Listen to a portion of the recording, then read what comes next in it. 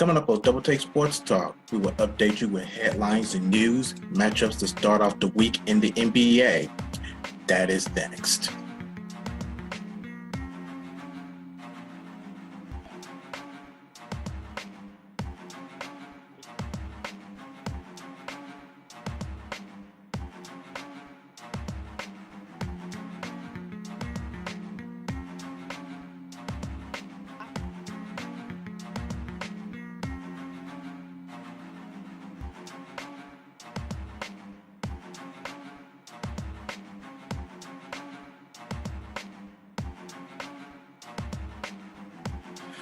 All right, this is it. Double Take Sports Talk with the Watch Brothers. Thank you for tuning in. Darrell, on the opposite side, say hello to dinner with everybody. Hello, welcome to the show. We're here. We're here. All right, man. You doing good, man? How you feeling? Doing good, man. Okay, man. We got some things that we need to cover here this week in the NBA. Man, you ready to rock this one? Let's do it. All right, man. Let's do it. All right. Before we get to the nitty-gritty of final scores and stats from previous games, we want to discuss breaking news real quick. Breaking news came out in the Big Apple in New York. Brandon Marshall has signed with the New York Giants. Of course, he is staying with in New York, but he will be signing with the Giants. So far, it is just a 2-year deal. I think the details could probably be inside. You can check out NFL.com for that. It is 2 years. I think he's making $12 million. Okay, that's what that is. All right. So that the other ordeals and stuff like that, we'll get into more of the headlines of the NBA, NFL, and MLB shortly. But that was just breaking news, just coming out of NFL.com. Brandon Marshall has signed with the Giants. Now we can focus on final scores and analysis from the NBA. Darren, this is your show, Pam. All right. Let's take a look at the Monday night scores from March 6, 2017. Starting off with the Milwaukee Bucks and the Philadelphia 76ers. Bucks wins this game 112-98. Giannis pronounce his last name for me, please. It's supposed to be Antetokounmpo. Thank you. 24 points, 8 rebounds. The New York Knicks and the Orlando Magic. The Knicks wins this game 113-105. Everett Payton, 16 points, 11 rebounds, 10 assists, his first triple-double on the year. And then Miami Heat and the Cleveland Cavaliers. The Heat wins this game 106-98. Andrew Bogut breaks his leg at his debut. I'm seeing a bunch of memes on the behalf of thanks for the memories. The Golden State Warriors and the Atlanta Hawks. The Golden State Warriors wins this game 119-111. Andre Iguodala gets the season high 24 points off the bench. The Detroit Pistons and the Chicago Bulls. The Pistons wins this game 109-95. Reggie Jackson scores 24 of his 26 points in the second half. He caught fire. Yes, he did. The Brooklyn Nets and the Memphis Grizzlies. The Nets wins this game 122-109. Jeremy Lin sparks the Nets 19-2 run in the final quarter. The Portland Trailblazers and the Minnesota Timberwolves game was postponed due to slippery conditions on the court. That's easier vocabulary for those of y'all that goes for that easy vocabulary. I'm not all into the non-speaking English vocabulary words. Stop for professional words. Yeah. The Indiana Pacers and the Charlotte Hornets. The Hornets wins this game 100-88. The Hornets defense limit the Pacers to only 37 points in the first 2 quarters. We will talk about this game in just a moment. The Houston Rockets and the San Antonio Spurs. The San Antonio Spurs wins this game 112-110. Kawhi Leonard scored 39 points and the go-ahead 3-point basket to win this game. Sacramento Kings and the Denver Nuggets. Nuggets wins this game 108-96. Wilson Chandler, career high 36 points. That's it, Wilson Chandler. I couldn't think of the other Chandler. That's exactly who it is. Sorry, go ahead. Yeah, Wilson Chandler. And then the New Orleans Pelicans and the Utah Jazz. Jazz wins this game 88-83. Rudy Gobert, 15 points, 15 rebounds in his win. In the last game, the Boston Celtics and the Los Angeles Clippers. The Clippers wins this game 116-102. Jamal Crawford's threes spikes. Clippers win from behind. Oh, gee. That's exactly why he is who he is. Oh, gee. Golly. Yep, his three sparked the comeback and ignited the comeback to win that game. And then taking a look at yesterday's scores from March 7, 2017. Only 3 games on this. The Portland Trail Blazers and the Oklahoma City Thunder. Blazers wins this game 126-129. Russell Westbrook, 58-point career high in the loss. 121, not 29. Huh? 121, not 129. I'm sorry, 126-121. The Los Angeles Lakers and the Dallas Mavericks. Mavericks wins this game 122-111. Dirk Nowitzki reaches 30,000 career points. Congratulations to Nowitzki, future Hall of Famer, in my personal opinion. And everybody's future opinions. Yeah. And then the Washington Wizards and the Phoenix Suns. The Washington Wizards wins this game 131-127. Interesting stat of the line in this game. Bojan Bogdanovic. 16 of his 29 points came from the free throw line. 13 points off the bench and the leading scorer in the win. Crazy stat of the day we see. Mm-hmm. That is it. That's crazy. Yep, 16 of his 29 points came from the free throw line and 13 of his 29 came off the bench. You know, shooting from the field. Wow. Okay. You want to touch up a little bit on the Bobcats? The Bobcats. The Hornets and the Pacers game from I so totally forgot that they was the Bobcats at one point in time. I sure so totally forgot about that. I still haven't gotten used to it. I know they've been the Hornets for years. So long. Yeah, they've been the Hornets for years until they actually moved.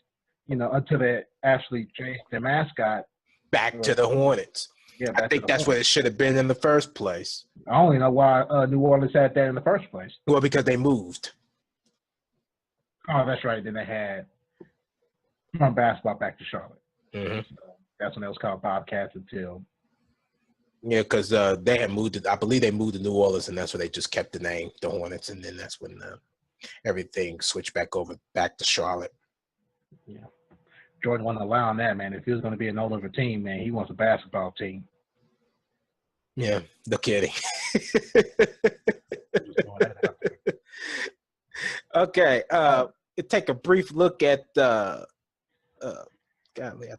we go. Take a brief look at the Charlotte Bobcat.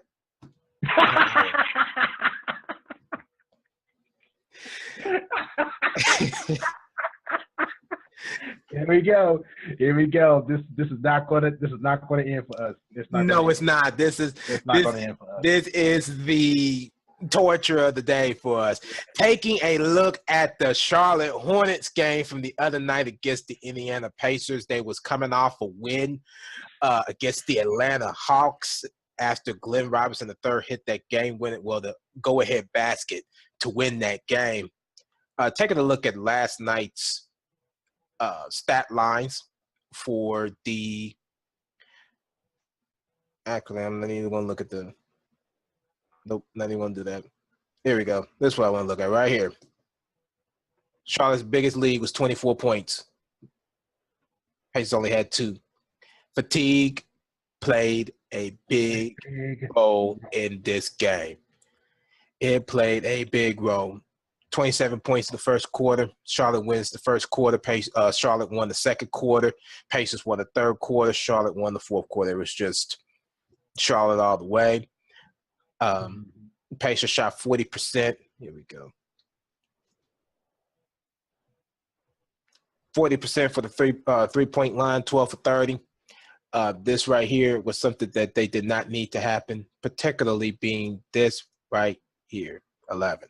They allowed 11 three-pointers being made, 35 field goals. The Pacers even had 2 more than them, but they shot better from the field, 45%. Actually, 46. We want to round that up, and they did. Mm-hmm. And they shot 41. I would round that up too. But taking a look at here's the real problem right here. They were not playing physical enough because of the fatigue. But then take a look at this. Charlotte got to the line 21 times. Now, how many times was that for the Pacers? 3? Just 3 times. 90%, actually 91 when you round that up, 91% from the line. Here's where the Pacers got hurt at the most, once again. The rebounds. The rebounds. They got hurt. Charlotte grabbed 50, all because the Pacers missed 81 shots. Of course, Charlotte missed 86, but then this was the problem. Offensive rebounds lead into second chance points. Yep. And that hurt them. So, and the Pacers shooting 12 for 30 from the three-point line, which led to long rebounds, which led to these 37 rebounds. What a shame. Yeah. What a shame. And then the other problem for the Pacers, this, turnovers. 15 of them. 15 of them. 15. Now, Miles Turner did his, I guess it was him, did his contribution, or whoever it was on that front line, or backcourt, whoever it was, 5 blocks. Charlotte only had 2. Again, the Pacers was not good enough. And then on defense, this is where we know for a fact now that the Pacers were struggling very much. 10 steals, 15 turnovers. Look at the assist, though, Darren. Look at the assist. What does that tell you? The assists for the Indiana Pacers had 29, considering the fact somebody was still playing. Charlotte only contributed 21 points, but 21 assists. This tells me that 37. No, is that 31? I can't tell. I can't either. I can't tell. 37. They made 37 of their field goals, made 12 3-pointers.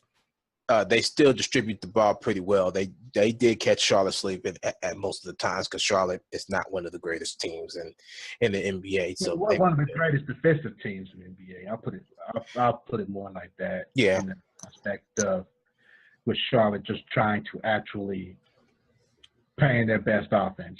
Yeah. I mean, they're not the best offensive team either, but they were the better one in this game. Right, but they still just had, although the Pacers did 29 assists, they still had a problem with still trying to, catch back up from the previous night's game. So hopefully they'll do better going into tonight's game since they had a day rest to be able to kind of just, maybe sleep in, get a little practice in. Hopefully they'll do a whole lot better than what they did in Charlotte the other night because their free throws, they didn't even get to the free throw line enough. If the one thing that you will want to do if you are in that predicament, which they are now 3-11 when playing with no rest, in that type of particular situation, you're going to want to get to the free throw line. Hold the game and allow you guys to catch your breath, all that good stuff. That's what you would want to do. And well, you would have thought that 19 for 21, 91% would have somewhat helped. It looked like it didn't. Well, I was talking about for the Pacers because they only went to the free throw line 3 times.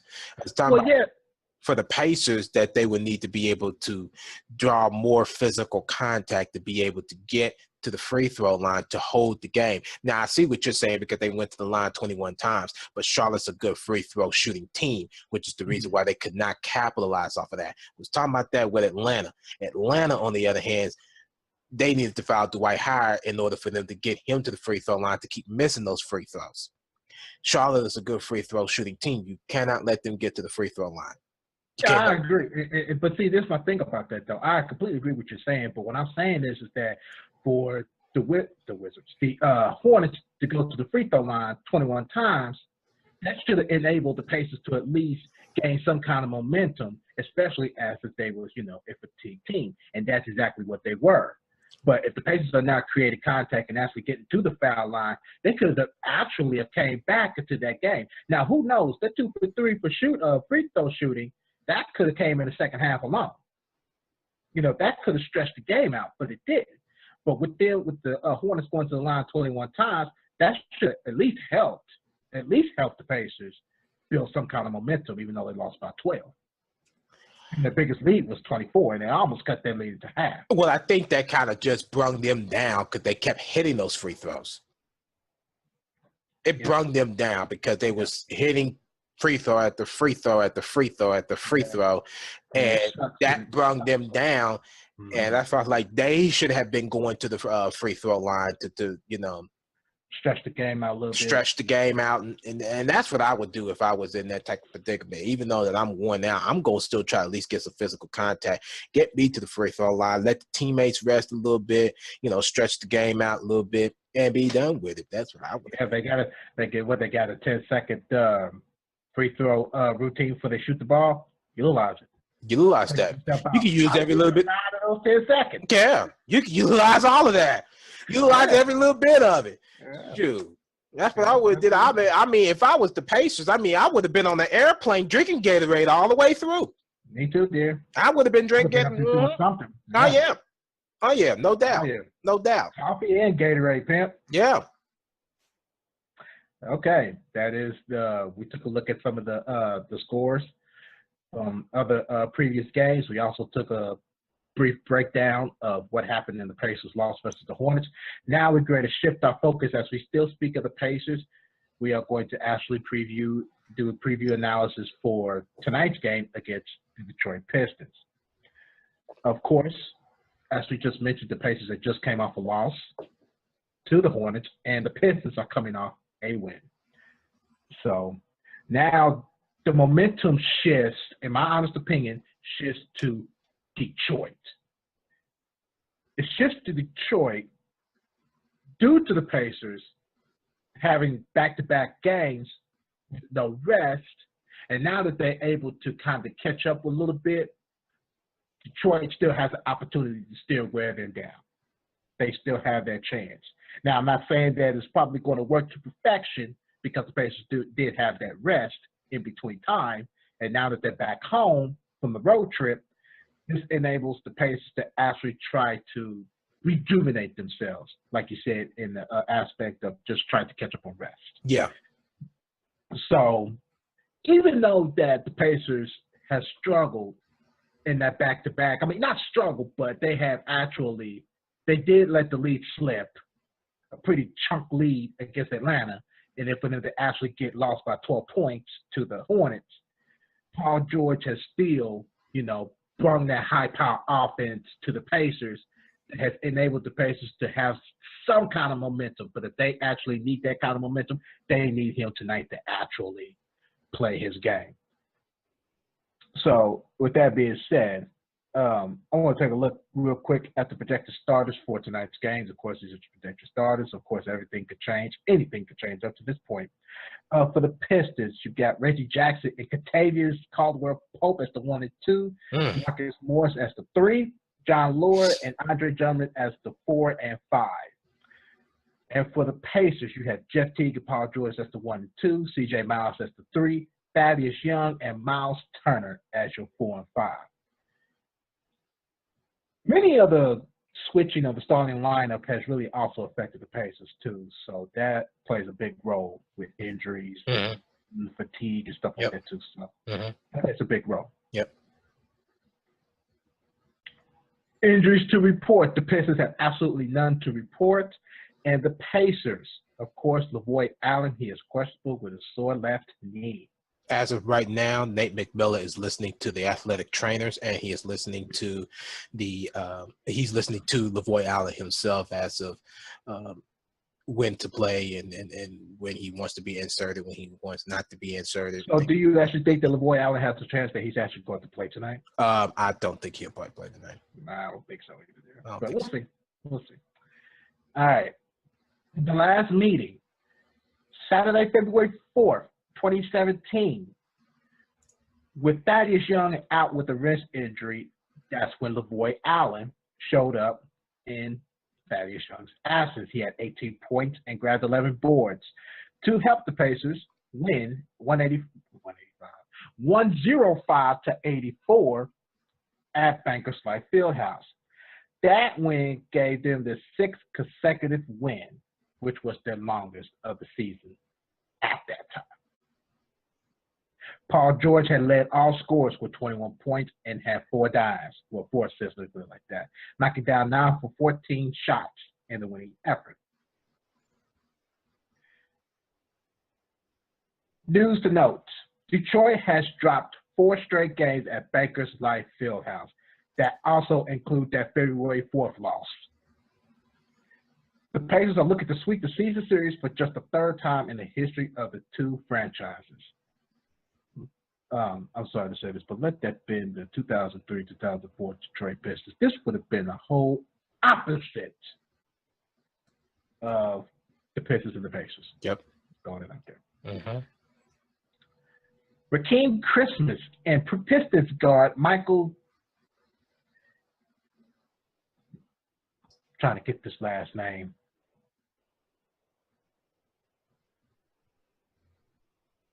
Benji? I don't know if the G is silent, but that's how I'm going with this. But I got it wrong. I so sincerely apologize. They were both teammates at Syracuse. And lastly, but not least, this, like I said, with Paul George's high-power offense and the scoring, this could play a big role in the Pacers. He has averaged 26 points against the Pacers this season. That is a pretty high points number against a Pistons team. Now, he could have been a big factor if Paul George was older enough to play in the NBA in 2003, 2004. Yeah. I'm just throwing it out there. Yeah. So once again, this is actually I never said it. This is going to be a 8 o'clock game. Yes, 8 o'clock game at Bankers Life Fieldhouse. Airing TV is going to be locally Fox Sports Indiana and also nationally on ESPN. And for Detroit, they are on their local channel, Fox Sports Network of Detroit. Very well. All right. Now let's break this down. Let's break down the analysis portions of this. There, once again, it's your show. Let's get right down to the nitty gritty. I got a couple problems with this game going into tonight. Although the Detroit Pistons dropped their last 4 games at Bankers Life Fieldhouse, I got a couple problems with this game. Problem number 1 I have. Here's my first problem. My first problem is this gentleman right here. This gentleman right here. Dude, you have problems with him on 2K. Yes, I have a problem with this gentleman right here. This is all about containing this gentleman right here off the freaking boards. I don't care if it's on offense. I don't care if it's on defense. Keep this man off the boards. What do you have to do that?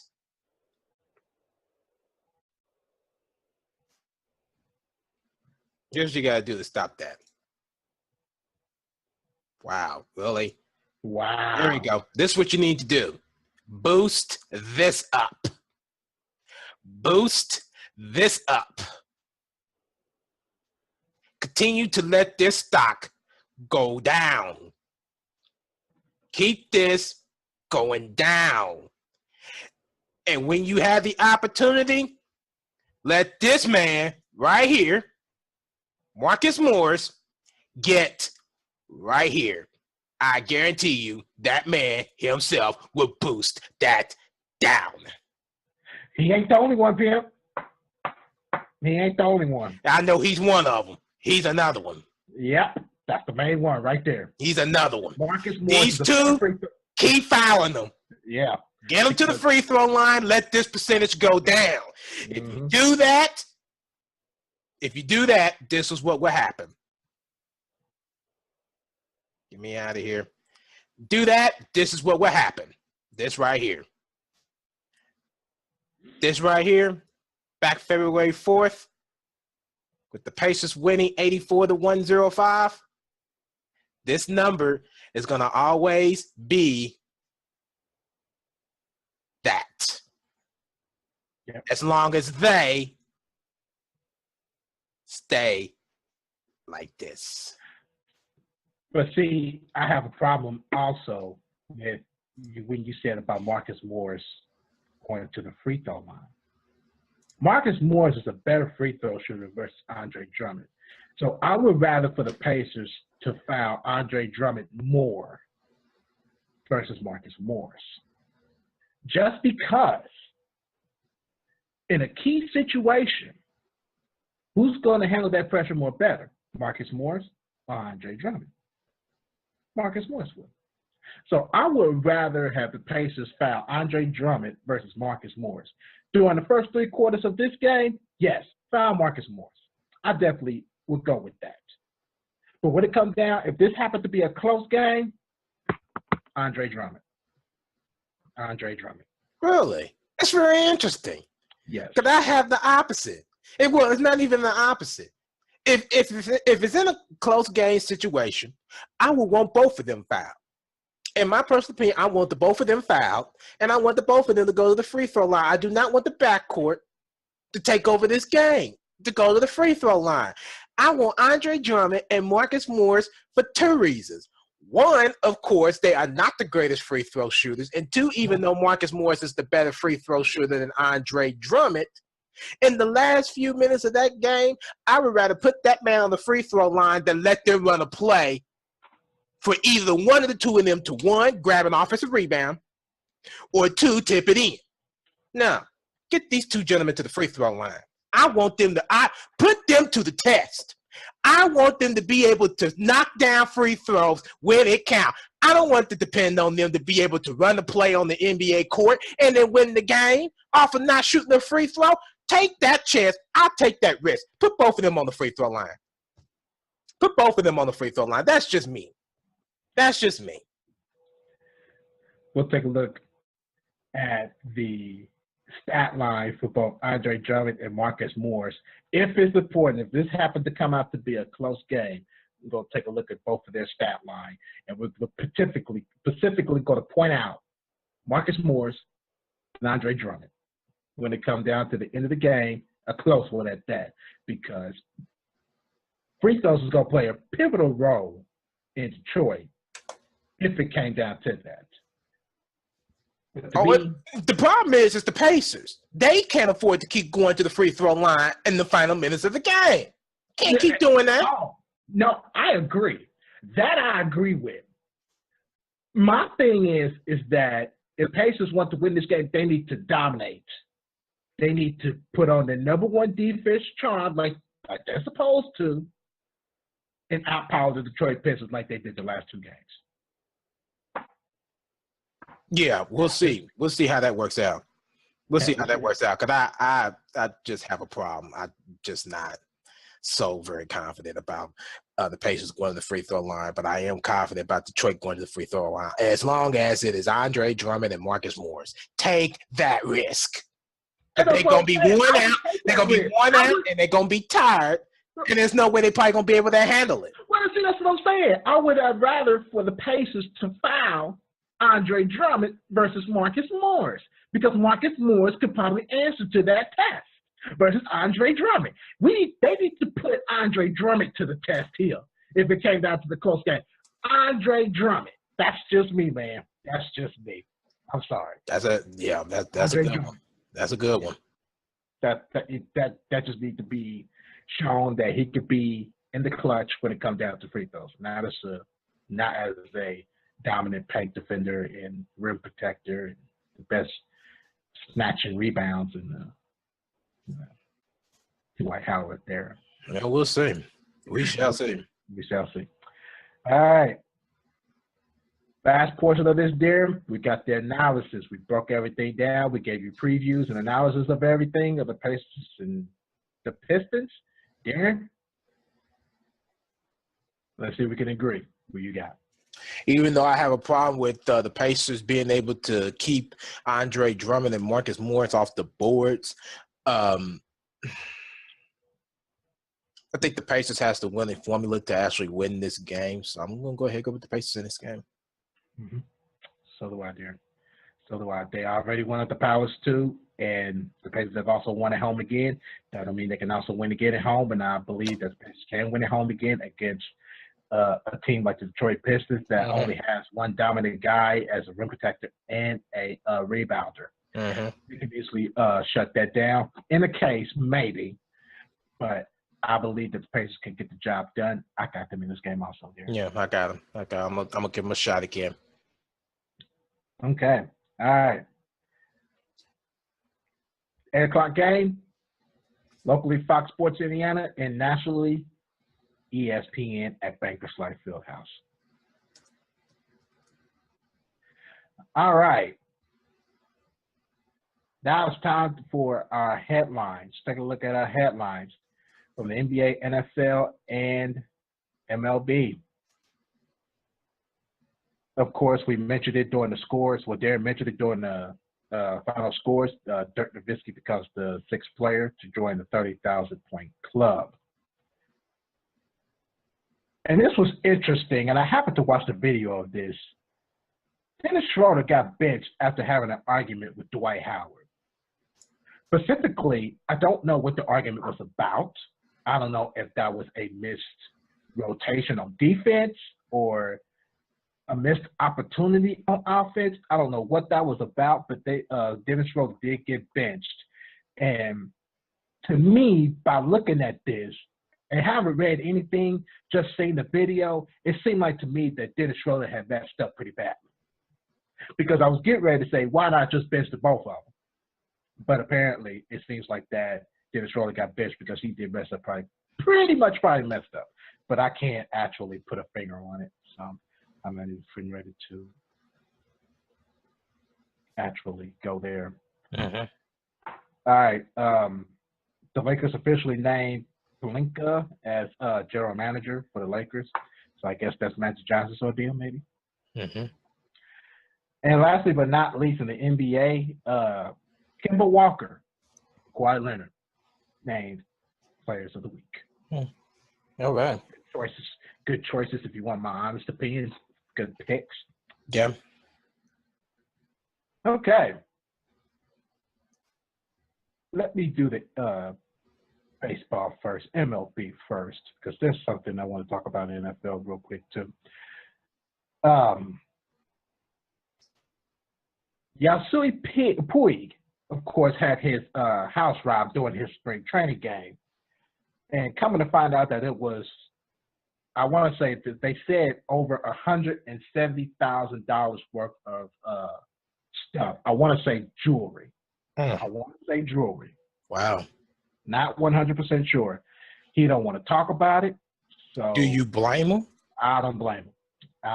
Of course, apparently, it's his house, it's his privacy, it's all that. So he should not have to talk about that. So just leaving it at that. That was during the spring training game. I can't remember what team it was against that he was playing against when that happened.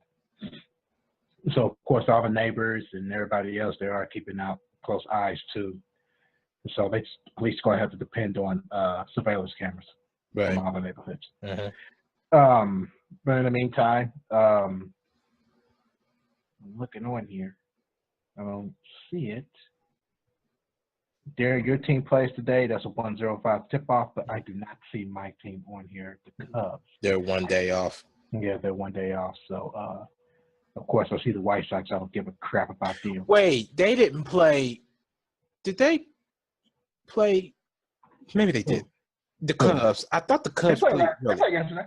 Who they play? Did they play the Angels yesterday? Okay. I had to make sure because I seen. No, I might be wrong though. That might have been Monday. Let me look. You go ahead and keep going. I'll let you know in a second. Okay. I thought it was. I thought they played yesterday, but maybe this is a whole different ordeal. Yeah, you know what? Yep, they did play yesterday. What it was is that they played. Well, they played late yesterday into the early morning hours. They played against Italy, and they lost by a run. Gotcha. I remember that. I forgot all about it. Yeah. But that was another thing I wanted to mention too. So they don't play today. They play tomorrow. They play against Seattle tomorrow. Gotcha. Very good. Very good there. bit to say this. During that loss of, as you was mentioning, the scores for the Mavericks and the Lakers game, and then Dirk Nowitzki just hit his 30,000th point, Luke Walton goes and calls out his team as soft.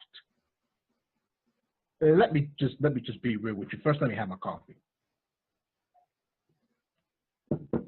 I'm gonna be real. Look who they got it from. Moving on. Yeah, you ain't lying. You sure? Moving on. Moving on. Yep.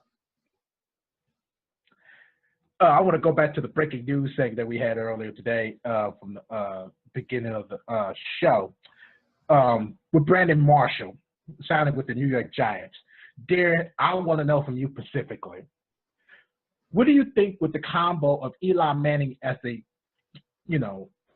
growing quarterback and probably in the top 10 as best quarterbacks? What do you think that this kind of potential aspect for signing Brandon Marshall could bring in addition to Odell Beckham Jr. as they have already released Victor Cruz? What do you think Brandon Marshall could bring to this table for the Giants? He could bring a good thing, but it's going to bring a distraction. Because of his him being an analysis for inside the NFL? Or are you talking about something else? Oh, I'm talking about something else. I'm talking about as of Brandon Marshall coming onto the team with the New York Giants is going to cause a distraction because of Odell Beckham Jr. He's been the number one guy, and if Brandon Marshall comes in and actually do something, we ain't going to know how Odell Beckham is going to react to that. Wow. I think it's going to cause a distraction. Now, I believe they're still going to do good, but I just think it's going to cause a distraction between Brandon Marshall and Odell Beckham. Well, here's my thing about this. I'm surprised you think that way, and I agree with you that you think this way, but there's another thing that I also believe probably could happen too. Brandon Marshall could probably be more of a influence to Odell Beckham Jr. God, I hope so. Me too, dear. But the thing is that Brandon Marshall do have his moments. He do. And he could actually, I think he could, if he could actually look at it in an aspect of him not being the number one receiver, I believe that he could actually bring Odell Beckham Jr. up and he could be able to learn more from Brandon Marshall as if rather not them getting along. That's just me. But if that was the case, apparently they signed it for a reason. So hopefully that Brandon Marshall could bring something to the table with I hope so. With them signing with the Giants. I hope so. Okay. Other news headlines from the NFL, of course, with Brandon Marshall, he signed a 2-year, $12 million deal. Josh McCown has to visit the Cowboys, Jets, and 49ers. And Vernon Davis re-signs with the Washington Redskins. The Indianapolis Colts surprisingly keeps Jack Doyle. What you mean surprisingly? They got a new GM. Well, no, the reason why I said it is because Jack Doyle was testing free agency. He was testing free agency. I think he was unsure if the Colts was actually going to re-sign him, so that's why he was probably wanting to test free agency. Well, yeah, I get that, but still at the same time, for somebody, when people actually say they want to test free agency, that's just something they want to do. And it's going to take probably 4 weeks to a month maybe, or maybe a month and a half to actually decide if they want to re-sign with a team. That's why I said that's surprising. It's surprising that he actually stayed with the Colts. Oh my goodness. I knew what happened. Sorry, nothing. Go ahead. Go ahead. Go ahead. Go ahead. I'm sorry. San Francisco 49ers are set to pursue free agent wide receiver Pierre Garçon. And I don't know if this is actually Adrian Peterson's wish list or if this is somebody speaking for him. But he has the Raiders, and Seattle Seahawks. Them are good options. Go with Seattle. That's what I would do if I was him. Yeah, well, if they want, right there. yeah, that could be. Yep, if he's healthy, that could be, an older version of him. So yeah, I would say let's give that a shot. But I don't blame that show. I don't know. So, of course, Torrey Smith, he did not have a very good time with the San Francisco 49ers, so he is very relieved that he has left the Niners and is a free agent. And I'm pretty sure there's going to be some teams that's going to want to pick him up. So I'm going to definitely keep an eye on that. All right, that's other news and headlines. So is there, you don't have anything else in the news and headlines? Nope, nothing else. Okay. All right. To wrap up our show, final thoughts. There, you got anything? Just two things. One, what is the difference between the Falcons and a dollar bill? A dollar bill is good for 4 quarters.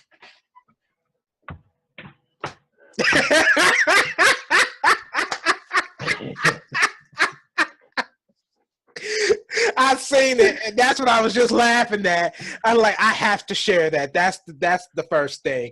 Oh, that is so funny, but so wrong. It is so wrong. And then the second thing, to just recap again, the whole free throw situation with the Indiana Pacers and the Detroit Pistons. Looking here, you have the statistics for the Detroit Pistons, and taking a look at Andre Drummond and his free throw percentage. Here he is. So his free throw percentage, golly, it's right here, 41.3% versus Marcus Morris, this gentleman's right here, and then his free throw percentage is 79.3%.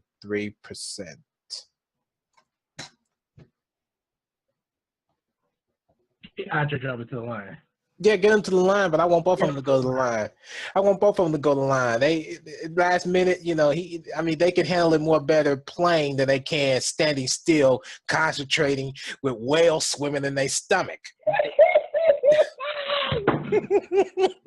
They need to go ahead and put both of them to the free throw line.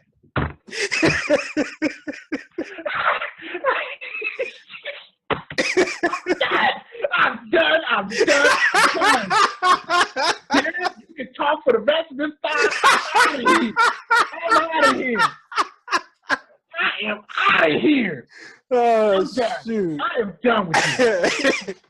Spare no details. You talk about me so badly. When it comes down to jokes and joning on people, you have absolutely no room to talk about me.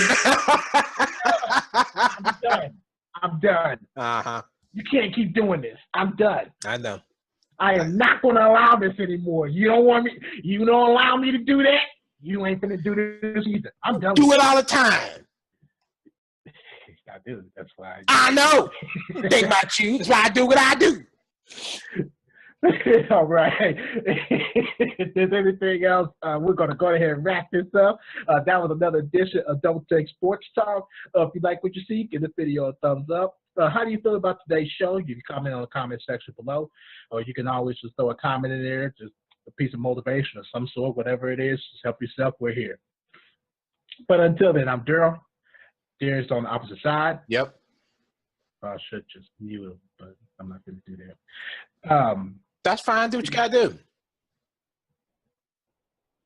We still have to keep the process moving for at least 10 more seconds. Here, I help you.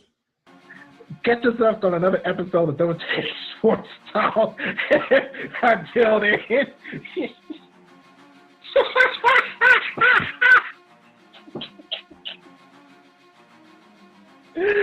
Ladies and gentlemen, ciao.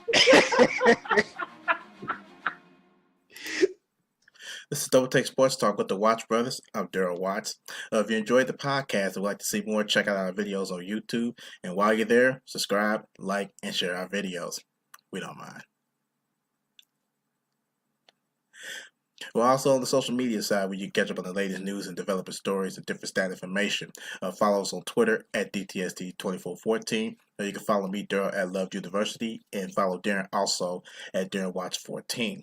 We're on Facebook also, Double Take Sports Talk page at the Watch Brothers.